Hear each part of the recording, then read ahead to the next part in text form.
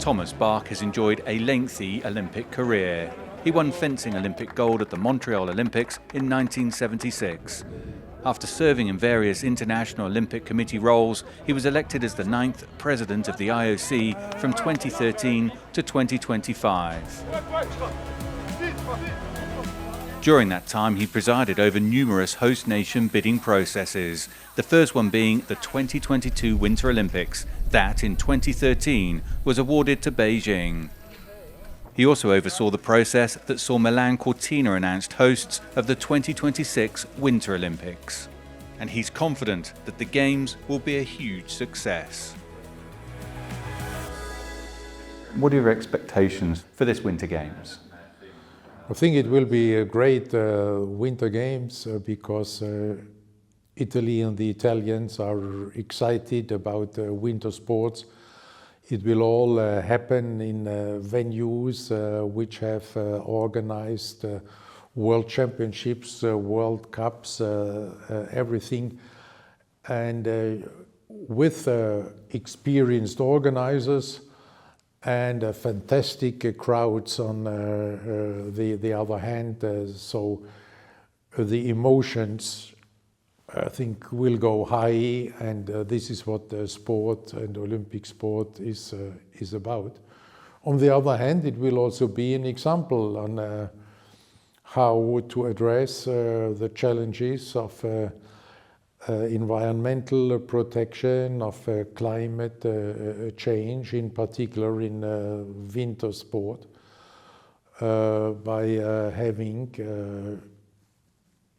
a number of pretty dispersed venues, but in this way to be able to benefit from existing venues, not having to build new venues, and in this way then also to reduce the carbon footprint of an Olympic Winter Games in a very significant way. Obviously, 4 years ago we had the Winter Games in Beijing. How do you reflect, though, on that Winter Olympics? Beijing 2022 brought winter sport globally to a new level. You have now more than 350 million Chinese being familiar with winter sports. This is a new world for winter sport globally.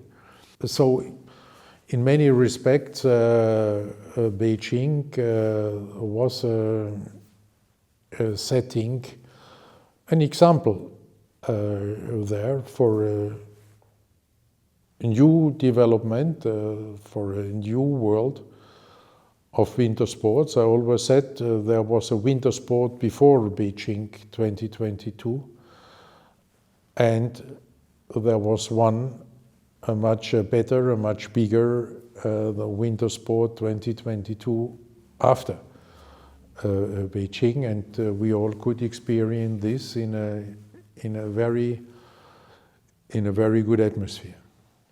Just to build on your on that kind of development of winter sport in China, we have also seen just that uptake, haven't we? Just of general people, not just interested, but actually out on the mountains, out skating. I mean, that's a big development, isn't it? Now, that's a huge development, and you see it now. If you look at the number of winter sport destinations, of ice rinks, of ski lifts which have been established, that's just amazing.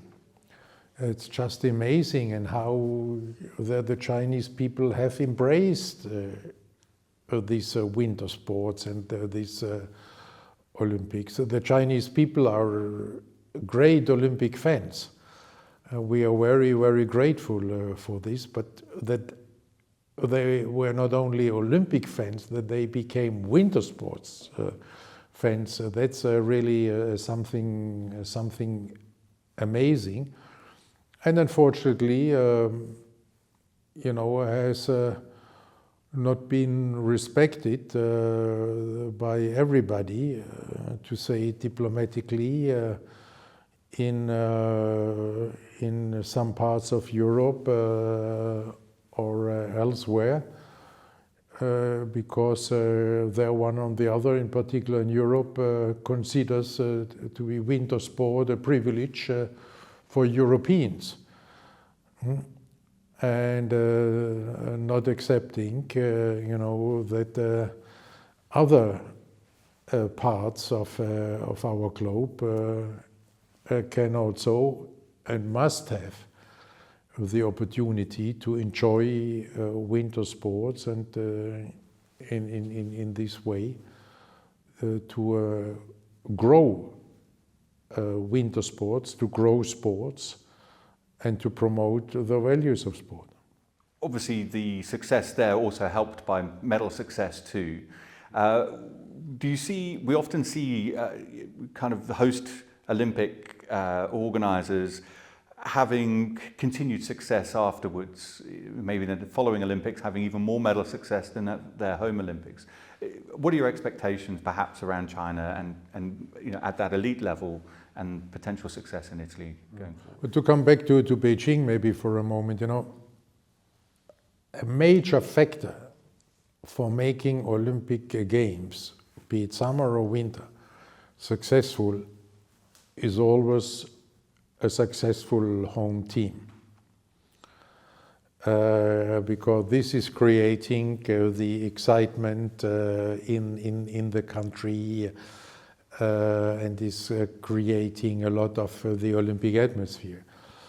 But you were right by giving this example that usually this level host a National Olympic Committee is reaching continues in a way in the next editions of the Games. Not necessarily on the same highest level, but on a higher level and on a much higher level than before. And I think we can expect the same from our Chinese friends, that they will do well again than in Italy, but they should be ready. Italy is the next host country, and they also will do very well.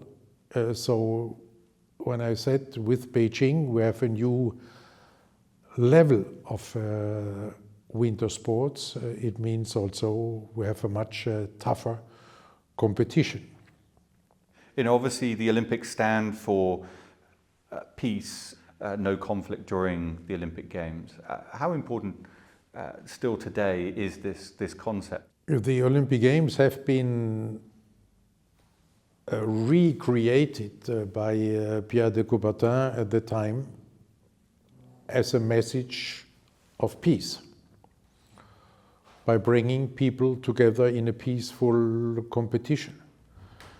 And this message in our time is very, very important.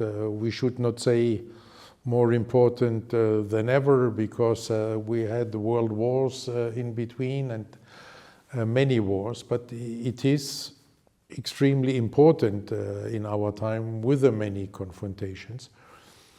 And this is why our Italian friends are also undertaking great efforts in this respect to highlight this Olympic mission of peace. We will also see again then a resolution being tabled at the United Nations General Assembly, as it has been tradition since 1994 to call for an Olympic truce. As symbolic as this may be, but in particular, I think when it comes to peace, sometimes symbols are very important.